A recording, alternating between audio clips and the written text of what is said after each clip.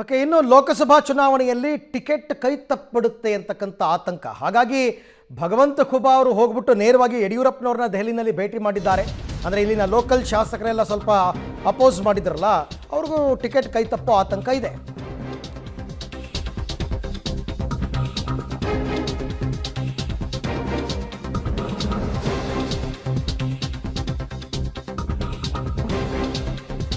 ಲೋಕಸಭಾ ಚುನಾವಣೆಯಲ್ಲಿ ಟಿಕೆಟ್ ಕೈ ತಪ್ಪುವ ಆತಂಕ ಇದೆ. ಹಾಗಾಗಿ ದೆಹಲಿಯಲ್ಲಿ ಯಡಿಯೂರಪ್ಪ ಅವರನ್ನ ಭೇಟಿಯಾಗಿದ್ದಾರೆ ಕೇಂದ್ರ ಸಚಿವ ಭಗವಂತ ಖೂಬಾ. ದೆಹಲಿಯ ಯಡಿಯೂರಪ್ಪ ನಿವಾಸದಲ್ಲಿ ಭೇಟಿಯಾಗಿದ್ದಾರೆ. ಬೀದರ್ನಲ್ಲಿ ಶಾಸಕರ ವಿರೋಧ ಇಲ್ಲ, ಎಲ್ಲ ಸರಿಯಾಗಿದೆ, ಎಲ್ಲ ಭಿನ್ನಾಭಿಪ್ರಾಯಗಳನ್ನ ಸರಿಪಡಿಸಿಕೊಳ್ಳಲಾಗಿದೆ, ಟಿಕೆಟ್ ನೀಡೋದು ವರಿಷ್ಠರಿಗೆ ಬಿಟ್ಟ ವಿಚಾರ ಅಂತ ಖೂಬಾ ಹೇಳಿದ್ದಾರೆ. ಅಂದರೆ ಈಗ ಪ್ರಮುಖವಾಗಿ ಶರಣು ಸಲಗಾರ್ ಅವರಾಗಿರಬಹುದು ಅಥವಾ ಬೇರೆ ಬೇರೆಯವರೆಲ್ಲ ಅಪೋಸ್ ಮಾಡಿದ್ರಲ್ಲ, ಹಾಗಾಗಿ ಅವರು ಈ ರೀತಿಯಾದಂತಹ ನಿರ್ಧಾರಕ್ಕೆ ಬಂದಿದ್ದಾರೆ. ನನ್ನ ಮಂತ್ರಾಲಯದ ಕೆಲಸಕ್ಕಾಗಿ ಉಳಿದಿದ್ದೆ.